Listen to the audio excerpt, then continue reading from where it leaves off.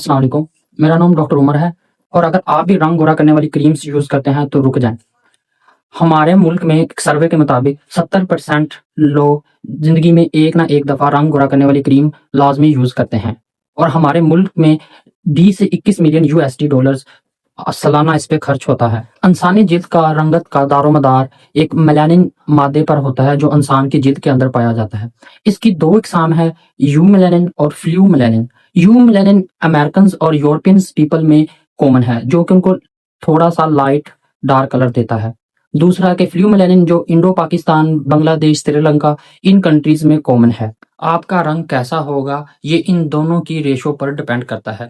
بجائے آپ سکن کو گورا کرنے کے اس کو ہیلتھی بنانے کا سوچیں۔ ہماری سکن کے اندر میلانوسومز ہوتے ہیں، اس کو یوں سمجھیے گا کہ ایک چھوٹے کیپسول کے اندر رنگ بھرا ہو۔ جتنا یہ سکن کے اندر زیادہ ہو، اس کی ڈینسٹی زیادہ ہوگی، آپ کے سکن کا کلر اتنا زیادہ ڈارک ہوگا۔ دوسرا ٹائروسینیز، یہ ایک انزائم ہے جو کہ میلانن بنانے اور اس کی پروڈکشن میں مدد ادا کرتا ہے۔ ٹائروسینیز زیادہ ایکٹیو ہے تو ڈیفینیٹلی آپ کا رنگ زیادہ ڈارک بنے گا۔ اس ویڈیو بنانے کا مقصد یہ نہیں کہ آپ کا رنگ گورا یا کالا ہونا چاہیے یا نہیں ہونا چاہیے، بلکہ ہمارا مقصد ایجوکیشن حاصل کرنا ہے کہ سائنس اس میں کیا کہتی ہے، کہ کسی جگہ پہ ہم سکیم تو نہیں ہو رہے۔ آپ کا رنگ کیسا ہوگا 90% آپ کے جینیٹکس پہ ڈیپینڈ کرتا ہے۔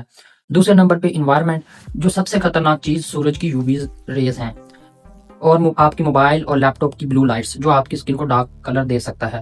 تیسرا پریگنینسی اور خاص دوائیاں جیسے کہ اینٹی ایپیلیپٹکس جو سکن کو ڈارکن کر سکتی ہیں۔ میلانن کے نقصان تو ہیں لیکن آپ کا وہ دوست بھی ہے، وہ آپ کو فائدہ بھی پہنچاتا ہے۔ میں بتاتا ہوں کیسے۔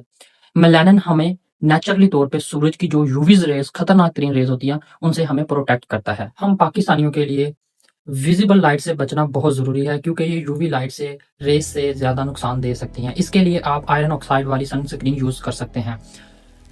سن سکرین جس کا SPF 30 سے 50 کے درمیان ہو وہ لیں۔ کافی سارے لوگوں کا یہ کویشچن ہوتا ہے کہ سر اگر ہم دھوپ میں نہیں بیٹھیں گے تو ہمیں وائٹامن ڈی کی کمی ہو جائے گی۔ وائٹامن ڈی کے لیے آپ کو دوپہر 12 سے 3 کے درمیان یا 11 سے 2 کے درمیان آدھا گھنٹہ بیٹھ جانا ہی کافی ہے۔ ہمارا چہرہ ہماری باڈی سے زیادہ ڈارک کیوں ہوتا ہے؟ اس کی دو ریزنز ہیں۔ فرسٹ آف آل آلریڈی میں نے ایکسپلین کی ہے میلانوسومز، اور دوسرا بلڈ سپلائی۔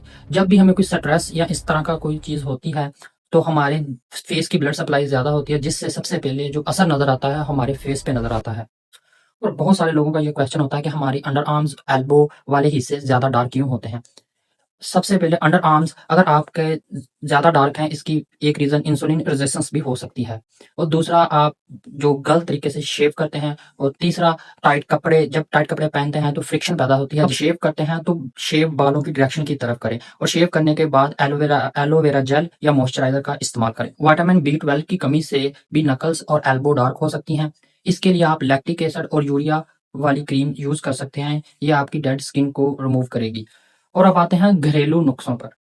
ان کو آئی تھنک ٹک ٹاک یا یوٹیوب والے ٹوٹکے بولا جائے تو زیادہ بہتر ہے، جس میں دو ہیں، سیف اور ان سیف۔ سیف میں بیسن آتا ہے جس میں پروٹینز، زنک، وائٹامن B ہوتا ہے جو آپ کی ڈیڈ سکن کو ریموو کرتا ہے، آئل کنٹرول کرتا ہے اور آپ کو برائٹ لک دیتا ہے۔ دوسرا پوٹیٹو کا جوس، اس میں وائٹامن C اور کیٹوکیلیز انزائم ہوتا ہے جو آپ کی سکن کو ڈارک ہونے سے بچاتا ہے اور سکن کو ایون ٹون کرتا ہے۔ ایلو ویرا جس میں ہوتا ہے پولیسیکرائڈز، vitamin A, C and E جو آپ کی سکن کو مور سافٹ رکھنے میں مدد دیتا ہے۔ اور دوسرا ان سیف ڈائز جس میں بیکنگ سوڈا، لیمن، اورنج اور ایپل سائڈر ونیگر آتے ہیں، یہ آپ کی سکن کو جلا سکتے ہیں۔ میں نے ٹک ٹاک پہ بہت ساری ویڈیوز دیکھی ہیں جس میں وہ لیمن، بیکنگ سوڈا اور ٹوتھ پیسٹ لگا کے اپنی سکن کو خراب کر چکے ہیں، تو کائنڈلی یہ مت کیجیے۔ اور اب آتے ہیں گلوٹاتھیون کی طرف۔ ہر کریم، ہر ڈاکٹر کی آن مان اور جان۔ یہ دیکھیں غریب بندہ اس کو افورڈ نہیں کر سکتا۔ لیٹس سپوز اگر آپ نے 4 انجیکشن لگوا بھی لیے ہیں، اس کا ایک لمبا پروسیجر ہے جو آپ کو بار بار کرنا پڑتا ہے، یہ اس کا سچ ہے، یہ آپ کو کوئی بھی نہیں بتائے گا، تو کائنڈلی بہتر ہے اس کو اوائڈ کریں۔ ہاں یہ ایک ماسٹر اینٹی آکسیڈنٹ ضرور ہے، آپ نیچرلی طور پہ اپنے گلوٹاتھیون کو انکریز کرنے کی کوشش کریں، جس میں بروکلی ہے، ہلدی ہے، ایسی چیزیں جس میں بلو بیریز۔ اور سب سے بڑا خطرہ سٹیرائڈ کریم، یہ آپ کی سکن کی تہ کو پتلا کر دیں گی جس سے آپ کی نیچے والی وینز نظر آنا شروع ہو جائیں گی۔ کائنڈلی جب بھی آپ کوئی کریم یوز کریں تو اس کے پیچھے انگریڈینٹس لکھے ہوتے ہیں، وہاں سے کنفرم کر لیں کہ کوئی سٹیرائڈ ایڈ تو نہیں ہے۔ اور اگر ہم میڈیکل ٹریٹمنٹ کی طرف آئیں جس سے ہماری سکن کو حفاظت مل سکتی ہے، اس میں وائٹامن C ہے، الفا آربیوٹین ہے اور کوجک ایسڈ जैसे इंग्रेडिएंट शामिल है। और अगर हम क्लिनिकल हल की तरफ आए जिसमें क्यू स्विच लेजर है जो आपके मेलानिन को ब्रेक करता है और आपको की रंगत को निखारता है। दूसरा केमिकल पील्स है, ये आपकी डेड स्किन की लेयर्स को खत्म करता है और आपको न्यू स्किन जनरेट करने में मदद देता है। थर्ड नंबर पर आता है मेडिकल फेशियल्स जो स्किन को डीप क्लीन और हाइड्रेट रखता है। काइंडली मेरी आपसे एक गुजारिश है कि पाकिस्तान में बहुत सारे टिकटॉक और पर स्पेसिफिकली बहुत सारे ऐसे डॉक्टर आ चुके हैं जो देखें उनकी स्किन टाइप आपकी स्किन टाइप नहीं है। वो कुछ उनको अगर असर हो रहा है, हो सकता है कि आपको वो चीज़ नुकसान दे, ठीक है? और बहुत सारी ब्यूटी पार्लर और ये सैलून वाले ये कर रहे हैं, मेडिकल फेशियल्स कर रहे हैं, काइंडली ऐसी जगह से करवाएँ। एटलीस्ट अगर आपने डॉक्टर से नहीं भी करवाना तो वहाँ से करवाएँ जहाँ पे हाइजीन का थोड़ा ख्याल रखा जाता है। क्योंकि हमारे कंट्री में हेप सी और हेप बी की बहुत बड़ी पॉपुलेशन इस टाइम मौजूद है। तो काइंडली एक सर्टिफाइड डॉक्टर, अगर नहीं भी डॉक्टर से करवाना तो काइंडली उस बंदे के पास जाएँ जहाँ पे स्टीरिलाइज़ेशन का एक प्रॉपर मैकेनिज़्म या तरीका मौजूद है। शुक्रिया, अल्लाह हाफ़िज़, मिलते हैं नेक्स्ट वीडियो में।